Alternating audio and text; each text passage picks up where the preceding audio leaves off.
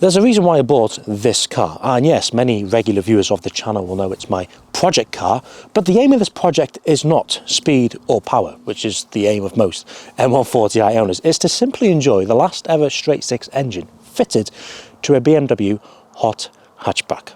And in this video, I'm going to tell you my reasons why I bought this car. I'm Max Tattarani, welcome to Driven Plus.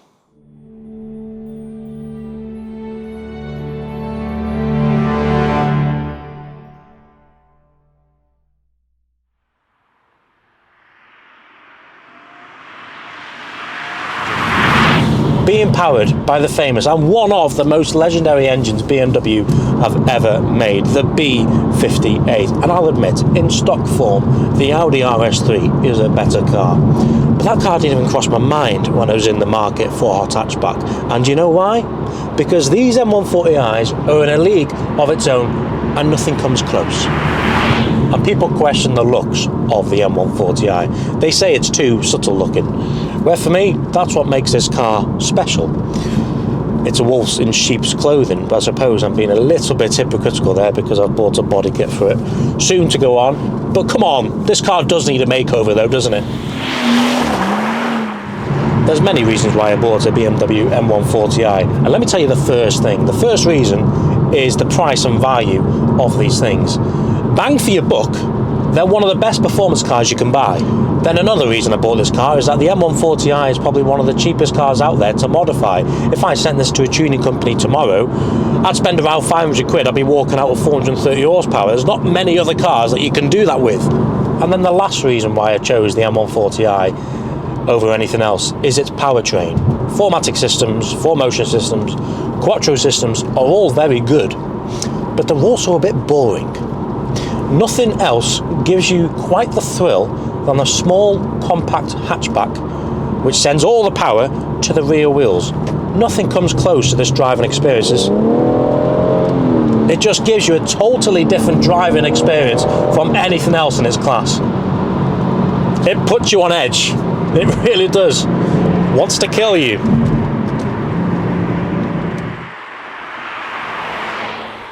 Oh, and for anyone thinking the B58 sounds better than the RS3, from a BMW man, it just doesn't. You just cannot beat the sound of that 5-pot.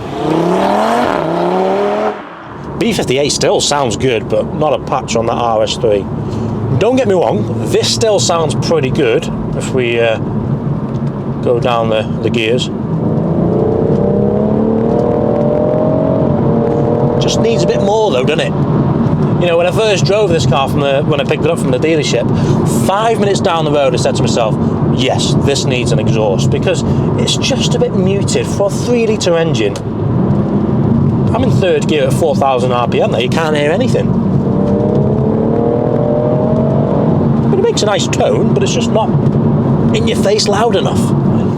Now, let me tell you about this thing here. It's called the Viafo A329. It's a 4K dashcam, and it can switch to HDR so it doesn't overexpose registration plates, which is a big thing. Now, for someone like me who does a lot of European tripping, UK road trips, it's quite important that I do film pretty much every mile that I do, because you just don't know what jumps out in front of you, such as a sheep.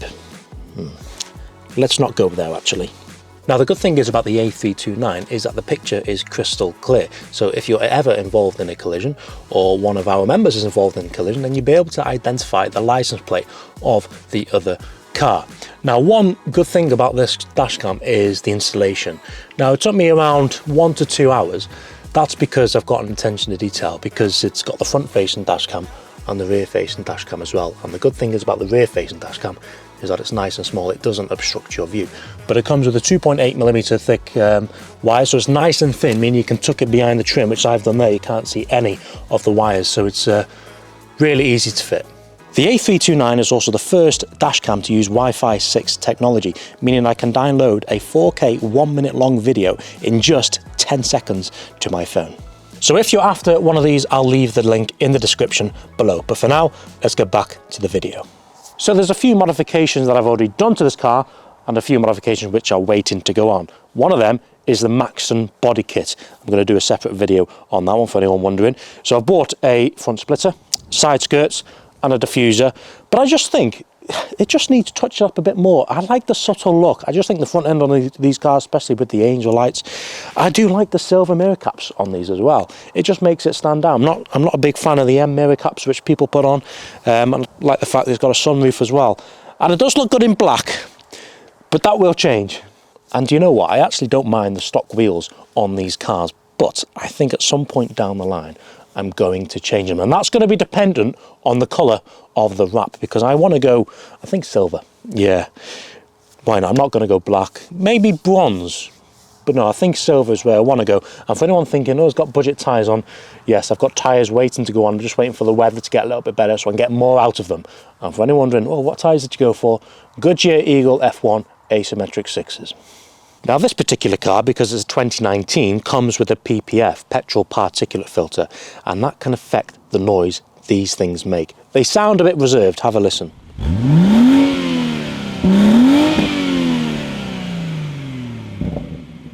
So what I want to do is put a catback system, valved, which will make it sound 10 times better. So if there's any exhaust companies out there that want to collaborate with us, get in touch with us. Now the other thing I'm going to do next is give this B58 engine a tune. Now I've already done one modification under here, and you can see it says Ultra Racing Brace, which I bought from Performance M, so massive thanks to those guys for sorting us out. And actually, today's Tuesday, tomorrow's Wednesday, and tomorrow is when I'm going to Tom Wrigley and getting the Stage 1 tuned. So at the moment, this is a stock motor.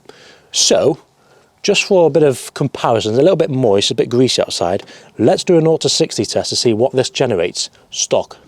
Now I'm not too confident we're going to get a good launch here because we're on super sport tyres and it's 9 degrees outside and the roads are greasy. So to put it in launch control, gearbox in S, Sport Plus, hold down on the brake and accelerate at the same time. When it goes off, there we go. It's already spinning. Right, let's just try and manually do it.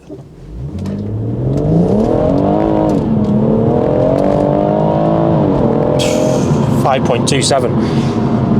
Oh, that was so hard to do. I'll try here again, but it's definitely not liking the launch control.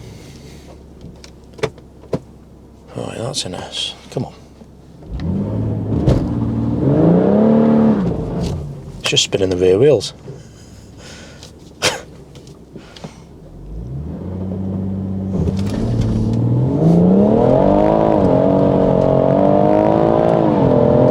What was that? 5.12.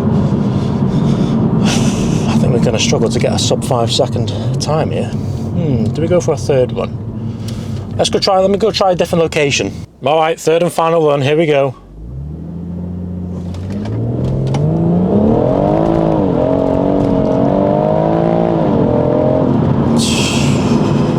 Not hooking.